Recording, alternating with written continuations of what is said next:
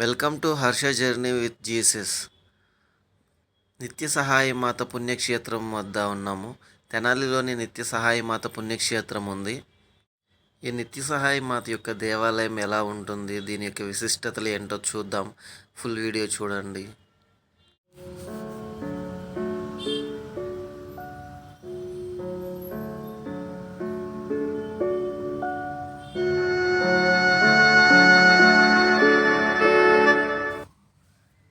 ఈ పాస్కా కాలం నందు మనం కూడా కొన్ని దేవాలయాలని దర్శించి ఆ దేవుని యొక్క మార్గంలో నడుచుకునే విధంగా మనం కూడా ఏర్పాటు అవ్వాలి.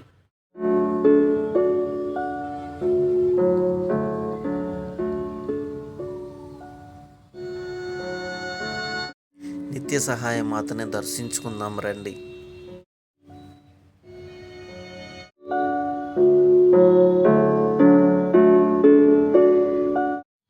మనం ప్రస్తుతం నిత్య సహాయ మాత పుణ్యక్షేత్రం వద్ద ఉన్నాము. ఈ నిత్య సహాయ మాత పుణ్యక్షేత్రం అనేది తెనాలిలోని నిమ్మకాయ మార్కెట్ యార్డ్కి ఆపోజిట్లో ఆ దగ్గరలో ఈ నిత్య సహాయ మాత పుణ్యక్షేత్రం ఉంది. మీరు కూడా ఈ నిత్య సహాయ మాత పుణ్యక్షేత్రాన్ని దర్శించుకొని ఆ మరియమాత యొక్క ప్రార్థనా సహాయాన్ని పొందాలని ప్రార్థిస్తున్నాను. God bless you all. Church యొక్క ఎంట్రన్స్ దగ్గర ఉన్నాం. ఎక్కువగా బయట కూడా ఆరాధనలు, దివ్యబలి పూజలు నిర్వహిస్తూ ఉంటారు. బయట గ్రౌండ్ కూడా చాలా పెద్దగా ఉంటుంది.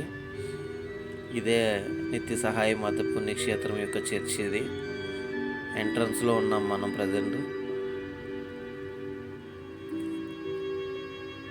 ఈరోజు ఫ్రైడే కావడంతో ఈ చర్చిని లోపలికి వెళ్ళడానికి లేదు, కానీ రైట్ సైడ్లో ఒక డోర్ ఓపెన్ చేసి ఉంది. మనం లోపలికి వెళ్ళే ప్రయత్నం చేద్దాం. పునీతుల యొక్క స్వరూపాలతో, వారి యొక్క ఫొటోస్తో ఈ చర్చి చుట్టూరు ఏర్పాటు చేశారు. వ్యాకుల మాత యొక్క స్వరూపాన్ని కూడా ఇక్కడ ఏర్పాటు చేశారు. పునీతుల్ని మనం ఎప్పుడు జ్ఞాపకం చేసుకుంటూ ఉండాలి. వారి యొక్క ప్రార్థన సహాయాన్ని మనం కోరుకోవటం చాలా మంచిది. మనం ఈ చర్చి లోపలికి వెళ్దాం రండి. చర్చి లోపల ఏ విధంగా ఉంటుందో అనేది మనం చూద్దాం. లెఫ్ట్ సైడ్ నుంచి ఒక ద్వారం అనేది ఓపెన్లో ఉంది. దానిలోంచి కొంతమంది విశ్వాసులు వెళ్ళి ప్రార్థన చేసుకుంటున్నారు.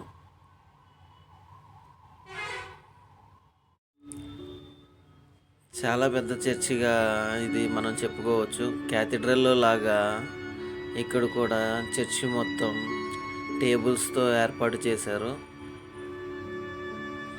మనం ఎక్కువగా క్యాథీడ్రల్స్లోనే మనం చర్చి మొత్తం టేబుల్స్ అనేది చూస్తూ ఉంటాం. ఇక్కడ కూడా చర్చి మొత్తం టేబుల్స్ వేశారు. ఈ దేవాలయం అనేది చాలా నీట్గా ఉంచడం జరిగింది.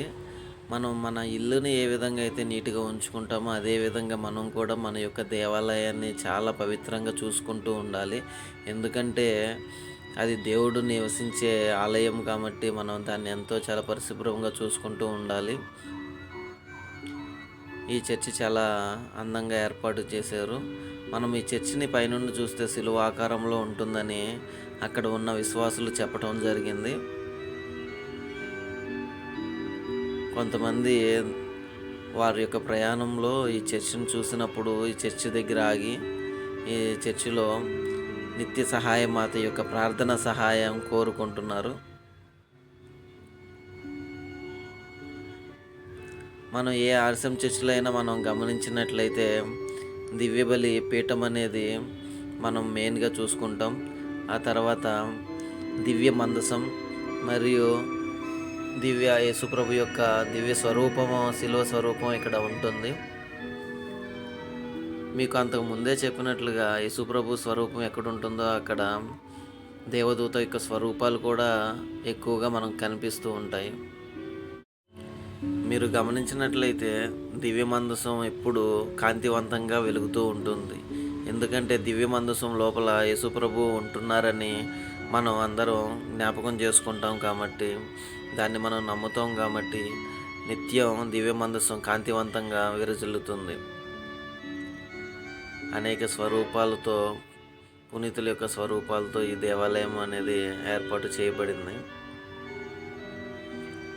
ప్రతి ఒక్క స్వరూపం అనేది ఒక పునీతుల యొక్క విశ్వాసాన్ని చూపిస్తుంది.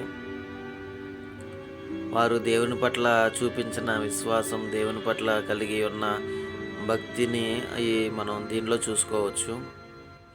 నిత్య సహాయ మాత యొక్క స్వరూపాన్ని ఇక్కడ ఏర్పాటు చేశారు. నిత్య సహాయ మాతకి ఒక మందిరంలాగా, నిత్య సహాయ మాత మందిరంలాగా ఇక్కడ ఏర్పాటు చేయడం జరిగింది.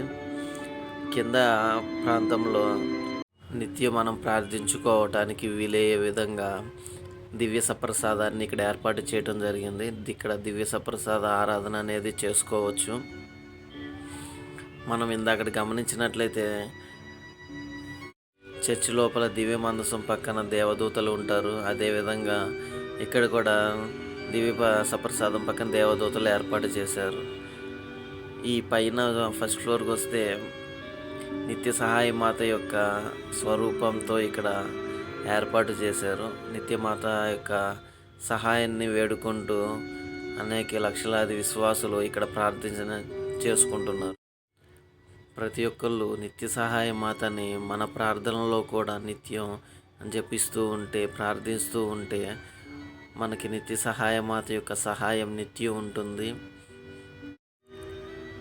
మరియమాత యొక్క సహాయాన్ని మనం ఎప్పుడూ కోరుకుంటూ ఉండాలి. జపమాలను జపిస్తూ ఆ మరియమాత యొక్క సహాయాన్ని పొందుకోవాలి. ఇక్కడ నిత్య సహాయ మాత స్వరూపం దగ్గర నుండి చూస్తే చర్చి యొక్క ఫుల్ కనిపిస్తుంది. ఈ చర్చిని పాతకాలం నాటి చర్చి కాబట్టి అది పెంకుతో కప్పబడి ఉంది. అతి పెద్ద గ్రౌండ్తో ఈ చర్చి అనేది ఉంటుంది. God bless you all.